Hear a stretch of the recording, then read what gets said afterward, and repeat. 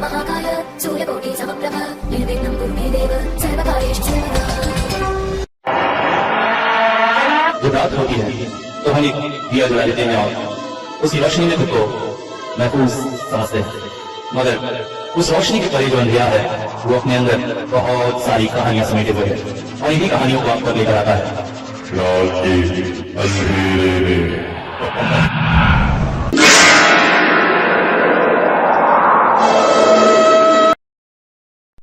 Hello, नमस्कार, आदाब, सत श्री अकाल दोस्तों, स्वागत आप सभी का। ओ भाई, बहुत बहुत शुक्रिया आप लोगों के विशेष के लिए जो 500वें स्टोरी पर आपने दी।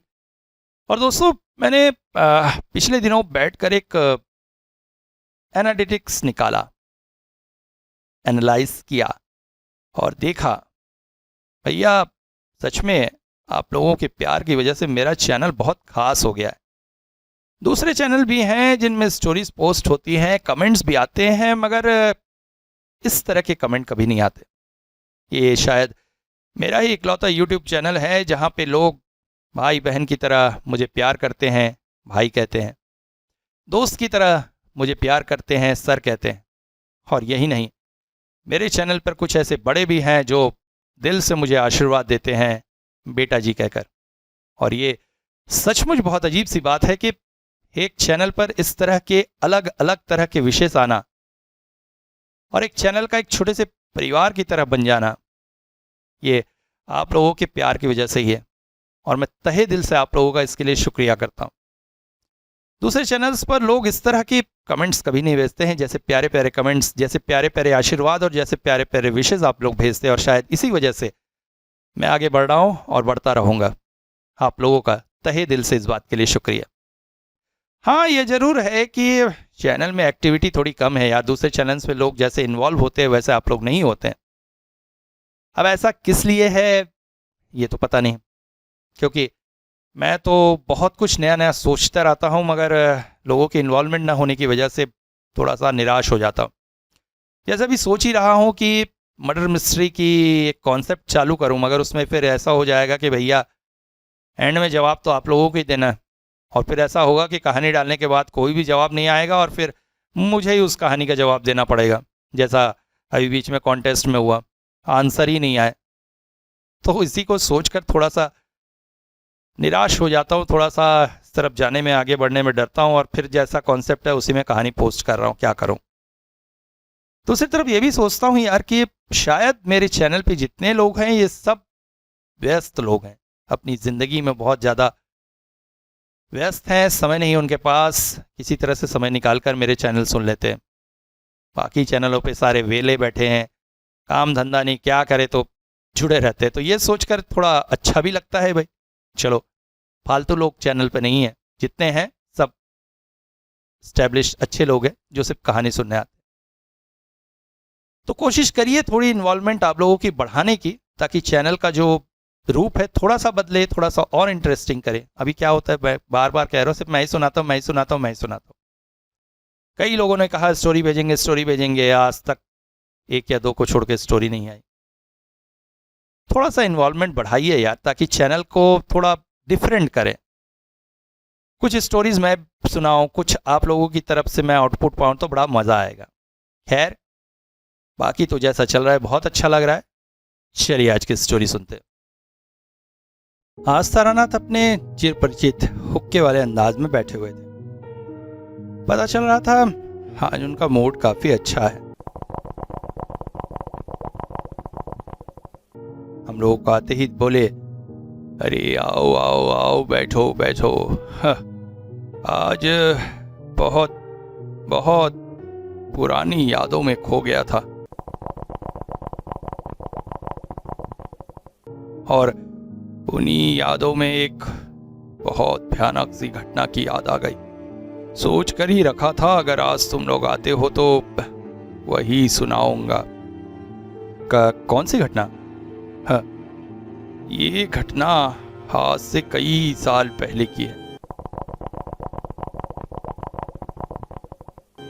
मैं उन दिनों एक साधु की शरण में था। उनसे मैं काफी विद्याएं सीखा था और इसी दौरान पता चला कि साधक अगर गलत पथ पर भटक जाए तो उसका अंजाम कितना भयानक हो सकता है। साधु बाबा का नाम रुद्रनाथ था। मैं उनके साथ बहुत सुदूर गांव के एक शमशान में रहता था। बाबा की झोपड़ी थी शमशान में, वही पूजा पाठ इत्यादि किया करते थे। उनसे मुझे तंत्र मंत्र की काफी शिक्षाएं मिली। अब ये बात अलग है कि उनका सांसारिक जीवन में अपव्यय करके मैंने सब कुछ खो दिया है। वरना अगर संसार के लालच में ना फंसा होता तो शायद बहुत कुछ होता मेरे पास। अब खैर ये सब बातें छोड़ो, आगे सुनो। किशोरी के चेहरे के भाव देखकर मैं समझ गया था कि वो विरक्त हो रहा है, मगर तारानाथ के आगे सुनो कहते ही साथ उसके भाव बदल गए। तो मैं बाबा रुद्रनाथ जी के साथ उसी शमशान में वास कर रहा था। ऐसे ही गर्मी का दिन था। एक दिन शमशान के एक आम पेड़ को दिखाकर बाबा बोले, तारा आज आम खाने का मन कर रहा है रे, क्या तो 2-4 आम तोड़ ला। गुरु आदेश सिर पर डालकर मैं तो दौड़ पड़ता था, तो चढ़ गया आम की डंगाली में और तोड़ने लगा 2, 4, 5 आम। अचानक आसपास का वातावरण अजीब सा शिथिल सा हो गया। मैं पेड़ के ऊपर चढ़े चढ़े ही चौंक पड़ा। अरे अचानक वातावरण में ऐसा बदलाव क्यों? मेरे मन में विचार थे। तभी मेरी नजर नीचे तरफ खड़े मेरे गुरु की तरफ गई और मैं देखकर चौंक गया कि गुरुजी के ठीक सामने एक और व्यक्ति खड़ा है और गुरुजी अत्यंत क्रोध के साथ उसे डांट डपट रहे। मगर उस व्यक्ति की काया मुझे बड़ी अजीब सी लगी। शरीर में काले रंग का एक अलखल्ला पहना, बड़े बड़े बाल, बिखरी दाढ़ी और सबसे आश्चर्यजनक था उसके कांधे पर बैठी हुई वो स्त्री आकृति।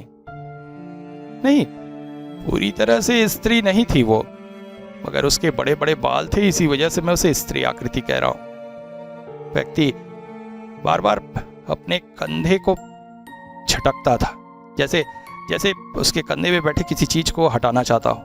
बार बार सिर हिलाता था और गुरुदेव उसे डांटे चले जा रहे थे। मैं भी पेड़ से उतर आया और उनकी बातें सुनने लगा। दुष्ट पापी, तुझसे कहा था ना पाप के रास्ते मत जा, मगर तुझे तो शक्तियां चाहिए थी। अब क्या हुआ है? जाना जा। बाबा मुझे माफ कर दीजिए, मैं सचमुच भटक गया था। अगर आपने मेरी मदद नहीं की तो मैं मर जाऊंगा। मैं क्या करूं हैं? उस नीच कार्मिक व्यक्ति को अपना गुरु बनाते हुए तुझे तब तो बड़ा घमंड हो रहा था, हैं? मुझे तुत्कार कर चला गया था। अब जा। नहीं महाराज, मैं कान पकड़ता हूँ। मैं 7 जन्म अपने पाप का पश्चाताप करूंगा। मुझे बचा लीजिए। मुझे उस व्यक्ति की दशा अत्यंत करुणामय लगी, मगर गुरुदेव अत्यंत कठोर थे उसके साथ। उन्होंने तो उसे चले जाने को कह दिया, मगर मेरा मन पता नहीं क्यों पसीज गया। मैंने पीछे से कहा, गुरुदेव मदद कर दीजिए ना बेचारे की।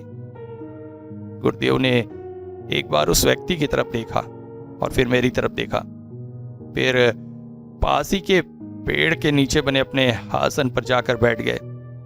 फिर गंभीर मुद्रा में उन्होंने एक बार मेरी तरफ देखा और फिर उस व्यक्ति की तरफ देखा।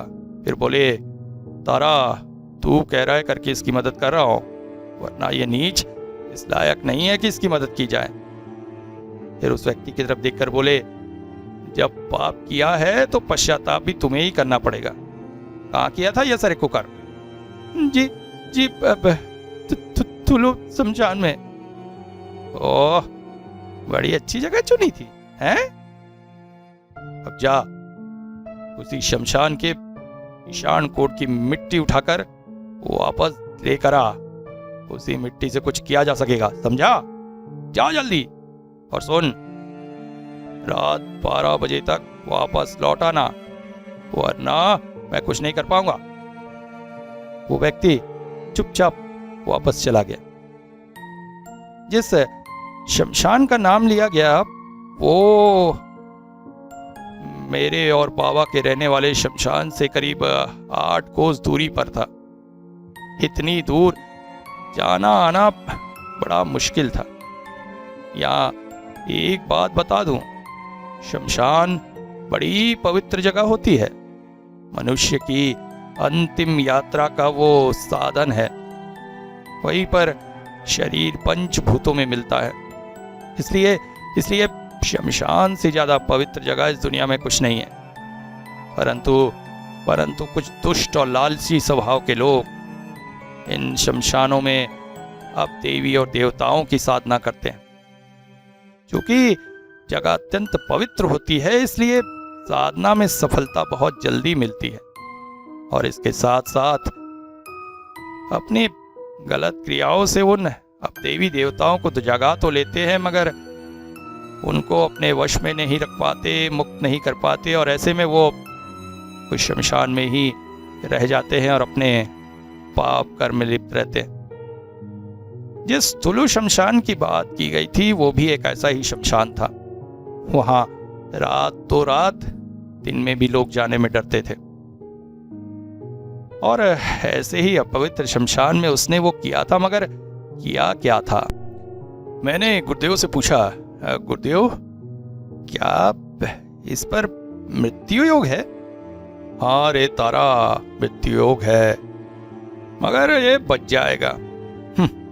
जब माँ काली की शरण में आया है और तूने मुझे उसकी मदद करने कही है तो बता, क्या वो मर सकता है? मगर गुरुदेव, इसने ऐसा कौन सी साधना की है जिसकी वजह से ये इतना दुखी है? तारा, तू तो जानता है साधनाएं 2 तरह की होती है। एक से व्यक्ति शुभ देवी देवताओं की साधना करके ईश्वर तुल्य शक्तिशाली हो सकता है, और दूसरी विधि से वो अब देवी देवताओं की साधना करके शैतान के समतुल्य शक्तिशाली हो सकता है। मगर ये शक्तियां अपने स्वभाव अनुसार ही दुष्ट होती है। ये साधक को ही नुकसान पहुंचाती है। और ये बेवकूफ एक ऐसी ही साधना कर गया है। कौन सी साधना? कर्णकुह की साधना। ओह, कर्ण पिशाचिनी? अरे नहीं रे, यही तो साधारण मनुष्यों में मुश्किल है। वो ठीक से धर्म और तंत्र की बातों को समझते ही नहीं है। हर साधना के नाम अनुसार उसमें अंतर होता है। मैंने कर्ण पिशाचिनी नहीं, कर्णकुह की कहा है। ये क्या है महाराज? ये भी एक तरह से कर्ण पिशाचिनी साधना जैसा ही है, मगर कर्ण पिशाचिनी जहां कम नुकसान पहुंचाती है, कर्णकुह की बहुत खतरनाक है। इसे तू शाकिनी, डाकिनी, भूलू, चिन्ह, बेताल आदि की दादी माँ समझ सकता है। इन सब पर राज करती है। ये होती कर्ण पिशाचिनी की तरह ही है। जैसे कर्ण पिशाचिनी साधना की जाए तो पिशाचिनी कंधे पर आकर वास करती है और साधक को सामने आने वाले व्यक्ति के भूत, भविष्य, वर्तमान के बारे में बता देती है और बहुत सी बातों के बारे में बताती जाती है। मगर ये साधना भी कोई साधारण साधना नहीं है। अब तो सोच, अगर कोई 24 घंटे तेरे कानों में कुछ न कुछ बोलता रहे तो तू कैसा महसूस करेगा? ऐसा ही होता है इसमें। साधक शक्ति पाने के लिए साधना तो कर लेता है, मगर फिर उसका जीवन नरक तुल्य हो जाता है। इस मनुष्य जीवन में कुछ बातें गुप्त रहे तो ही अच्छा है, मगर उसके सामने तो हर बात स्पष्ट होने लगती है। हर पल कर्ण पिशाचिनी उसे कुछ न कुछ बताती रहती है। मगर कर्णकुह के साथ ऐसा नहीं है। वो तो और दुष्ट होती है। पहले तो साधक को सब कुछ बताती जाती है, फिर धीरे धीरे साधक के शरीर पर वश करने की कोशिश करती है। तुझे तो पता ही है कि हम मनुष्यों में ऊर्जा होती है। मृत्यु होने पर यह ऊर्जा प्रकृति में विलीन हो जाती है और जन्म होने पर यह ऊर्जा मनुष्य शरीर में एकत्रित होकर उन्हें जीवंत करती है। देव और मनुष्यों में यही एक विशेषता है, हम ऊर्जा के भंडार होते हैं। हाँ, देवताओं की ऊर्जा बहुत ज्यादा होती है, इसलिए उनमें दिव्य चमत्कार इत्यादि भरे होते हैं, मगर मनुष्य की ऊर्जा थोड़ी कम होती है। परंतु ये जो निम्न जाति के पैशाचिक जीव हैं, इनमें ऊर्जा नहीं होती है और इसीलिए इनका भरसक प्रयास होता है कि वे मनुष्य शरीर की ऊर्जा को ग्रहण कर सके। इससे इनकी जीवन शक्ति और शक्तियां बढ़ जाती है। कर्णकों की भी ऐसी ही होती है। ये अपने साधक की ही ऊर्जा को शोषण करने का प्रयास करती है और इसके लिए करती है साधक के साथ समागम। अब तुम लोग समागम की बात कर रहा हूं कि ये सोचकर कुछ समझना मत। देखो, जो सच है वो तो तुम लोगों को मुझे बताना ही पड़ेगा। तो क्या इंसान और प्रेतों के मध्य भी शारीरिक संबंध बन सकते हैं? अचानक किशोरी बोल पड़ा। हाँ, क्यों नहीं। हाँ, ये होता कुछ अलग तरह का है। जब समागम होता है उस वक्त तो बिल्कुल ऐसा महसूस होता है कि वास्तविकता में समागम हो रहा है, मगर वीर्य स्खलन में किसी शरीर में वीर्य प्रवेश न होकर जमीन पर ही व्यर्थ बह जाता है। ओह माय गॉड, ये तो मैंने सोचा ही नहीं था, किशोरी बोल पड़ा। हाँ, देखो, विषय को हम दूसरी तरफ न ले जाएं, वापस मुख्य विषय पर आते हैं। तो फिर गुरुजी ने मुझे आगे बताया, कर्णकुकी 3 बार अपने साधक के साथ समागम करती है। तीसरी बार समागम के पश्चात साधक की मृत्यु अवश्यम भावी है, मगर मृत्यु होकर भी साधक को मुक्ति नहीं मिलती है। वो भयंकर पिशाच में बदल जाता है, अति दानवी, अति दुष्ट। ये मूर्ख 2 बार कर्ण पिशाचिनी से समागम कर चुका है। तीसरी बार समागम होते ही साथ मृत्यु को प्राप्त होगा। अब मैंने आपसे पूछा, महाराज, क्या ये बचेगा कि नहीं? तो मैंने कहा ना, बच जाएगा। अच्छा, एक काम कर, तो तू जा और नदी किनारे एक बड़ा सा गड्ढा खोद। रात को प्रक्रिया में वो जरूरी है। मैं हाथ में कुदाल लिए नदी किनारे चल पड़ा और वहां गड्ढा खोदने लगा। गड्ढा खोदते खोदते अचानक मैं चौंक पड़ा। मैंने नदी की तरफ से कानू पगला को आते देखा। एक लाश को नदी से खींचते खींचते बाहर ला रहा था। मैंने उसे देखकर बोला, अरे कानूदा, ये क्या कर रहे हो? वो खिलखिलाकर हंस पड़ा। तारा, देख तो मुझे क्या मिला है। आज रात को होगी शव साधना। शव साधना कहकर वो लाश को लेकर दूसरी तरफ जाने लगा। मैंने तुरंत ही गड्ढा खोदना रोका और दौड़कर गुरुजी के पास जाकर जो कुछ देखा था वो बता दिया। सुनकर गुरुजी आश्चर्य में भर उठे और मेरे साथ दौड़ते दौड़ते वहां पहुंचे जहां मैंने गड्ढा खोदा था, मगर कहां कानू पगला और कहां कुछ। गुरुजी गंभीर मुद्रा में बोले, तारा, अब गड्ढा खोदने का कोई मतलब नहीं है रे। पिशाचिनी ने अपना माया जाल फैलाना शुरू कर दिया है। लड़ाई भयंकर होने वाली है। चल चल, यहां से चल। मगर ये कानू पगला था कौन? किशोरी ने फिर पूछा। वैसे किशोरी के इस तरह के बीच में प्रश्न करने से अक्सर तारानाथ क्रुद्ध हो जाते हैं, मगर इस बार नहीं हुए। अरे हाँ, तुमने बहुत सही प्रश्न किया। कानू पगला कौन है, मैंने तो तुम लोगों को कभी बताया ही नहीं। मगर उसके बारे में फिर कभी बताऊंगा। बहुत लंबी कहानी है उसकी भी। बस इतना जान लो, दुनिया की नजर में वो पागल था, मगर पागल नहीं था, बहुत सिद्ध तांत्रिक था। एक छद्मवेश में पगला के रूप में घूमता था। एक समय मैंने भी उससे बहुत सी तांत्रिक विधाएं सीखी थी। श्रद्धा से भर उठा था मेरा मन उसके प्रति। मगर आज कानू पगला को देखकर मैं बहुत भयभीत हो गया था। क्यों? ऐसा क्या हुआ? क्योंकि जिस समय मैंने कानू पगला को नदी से लाश खींचकर लाते देखा था, उसके ठीक 1 माह पहले ही उसकी मृत्यु हो चुकी थी। क्या? हम दोनों चौंक कर बोल पड़े।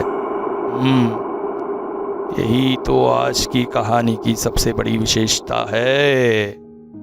आगे सुनो। वापस लौटकर जब हम शमशान पहुंचे तो वहां पर कुछ लोग दाह संस्कार की तैयारी कर रहे थे। गुरुदेव अपनी झोपड़ी में जाते हुए मुझसे बोले, तारा जाकर देख तो, लाश अपघात में मृत्यु की है क्या? अगर है तो लोगों से कहना दोष निवारण कर ले, लाश को दोष लगाए। कहकर वो झोपड़ी में चले गए। मैं उन लोगों के पास गया। करीब 10-12 लोग थे, चिता सजा रहे थे। मैंने उनसे पूछा तो उन्होंने बताया कि 3 घंटे पहले उस व्यक्ति ने फांसी लगाकर आत्महत्या की थी। तब उतनी कचहरी, पुलिस, पोस्टमार्टम का झंझट नहीं था, इसलिए लाश को उतारकर वो जलाने ले आए थे। मैंने गुरुजी का फरमान उन्हें सुना दिया। वो लोग दोष निवारण की प्रक्रिया करने लगे और तभी मेरी नजर लाश पर पड़ी और मैं चौंक पड़ा, क्योंकि लाश का चेहरा हूबहू ऐसा ही था जैसा मैंने कुछ देर पहले कानू पगला को नदी से खींचकर लाई लाश का देखा था। मैं चौंक पड़ा था। समझ गया था आज की रात कुछ भयानक अनुभव होने वाला है। झोपड़ी में पहुंचकर हम लोग उस व्यक्ति के आने का इंतजार करने लगे। मैंने गुरुदेव से पूछा, गुरुदेव वैसे ये कर्णकुह की साधना होती कैसी है? बहुत भयानक और बहुत निकृष्ट। साधक को 21 दिनों तक शमशान में एक ही घेरे के अंदर बैठकर साधना करनी पड़ती है। एक लाश लेकर उसके ऊपर बैठकर हर रात को कर्णकुह की मंत्र की जाप करना होता है 21 रातों तक। 21 रातों तक वो उस विशिष्ट गोले के बाहर नहीं निकल सकता है। गोले के अंदर ही उसे भोजन और मलमूत्र का त्याग करना होता है।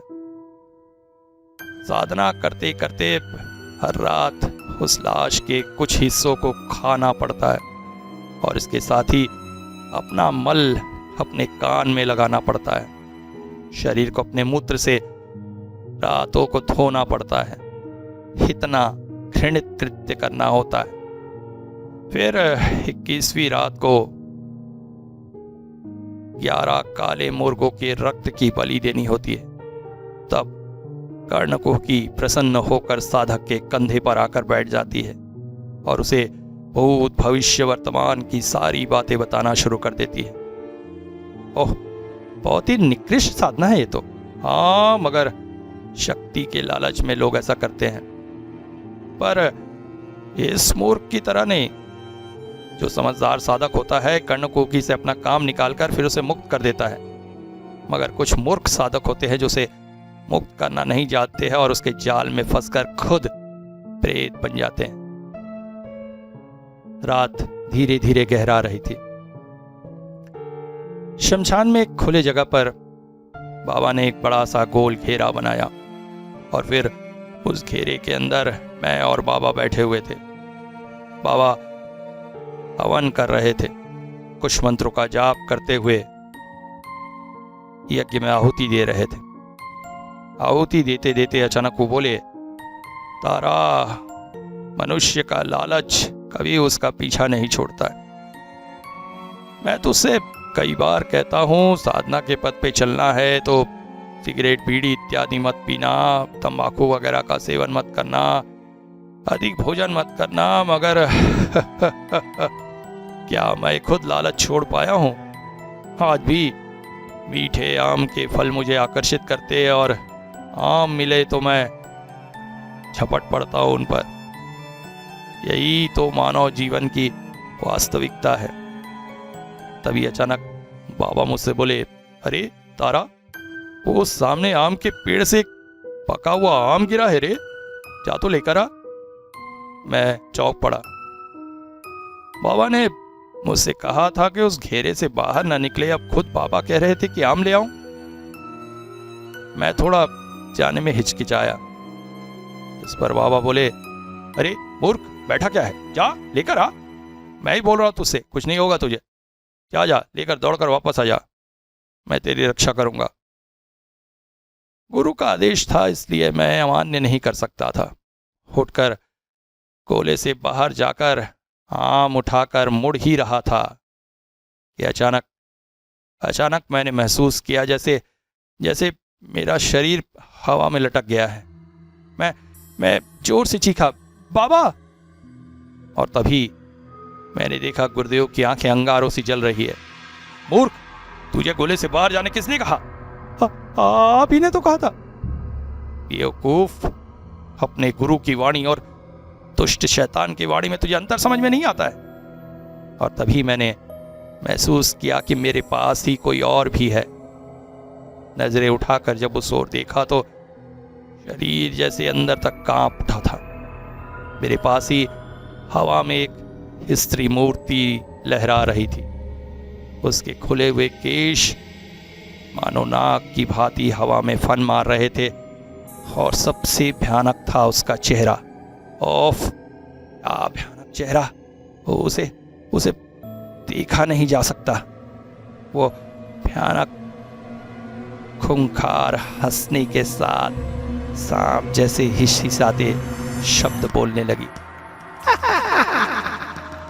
क्यों मुझसे टक्कर लेगा? मेरे शिकार को मुझसे छुड़ाएगा तू? तेरी औकात है इतनी? दुष्ट पापिनी, तू आ गई है। तुझे क्या लगता है मेरी शक्तियों के आगे तो टिक पाएगी? मैं टिकूं ना टिकूं ये तू छोड़, अब भी सोच, मैं तुझे नष्ट कर दूंगी। मूर्ख जैसी बातें मत कर। मैं तुझसे उसको छुड़ा कर रहूंगा। तुझे मेरी शक्तियों का एहसास नहीं? हो, छुड़ा कर रहेगा तो छोड़ देती हूँ उसे। ये बालक भी तो कम सुंदर नहीं। अचानक उस महिला की इस बात को सुनकर मैंने उसकी तरफ देखा और आश्चर्यचकित रह गया। कहाँ वो भयानक महिला, उसकी जगह एक अपूर्व सुंदरी खड़ी थी, जिसकी तरफ देखते ही कोई भी बलशाली से बलशाली पुरुष भी आकर्षित हो जाए। मैं उसकी तरफ देखकर मन ही मन को सोच रहा था कि अचानक खड़ाऊ का एक जोरदार चोट मेरे ऊपर हुआ और अगले ही पल मैं जमीन पर गिर गया और दौड़कर गोले के अंदर प्रविष्ट हो गया। बाबा ने मेरे हाथों से आम ले लिया। गोले के बाहर एक बार फिर से वो भयानक मूर्ति हवा में लहरा रही थी। वो बोली, आम खाने का लालच लालच नहीं छूटता है ना? मैं खिलाऊं तुझे आम? मेरे पास भी तो दो बड़े बड़े आम हैं। दुष्ट पापिनी, अपनी जबान से गंदी बातें करना छोड़ और उसे छोड़, वरना मैं अभी। इसके साथ ही बाबा ने आम का एक हिस्सा छील दिया। पिशाचिनी भयानक चित्कार कर उठी।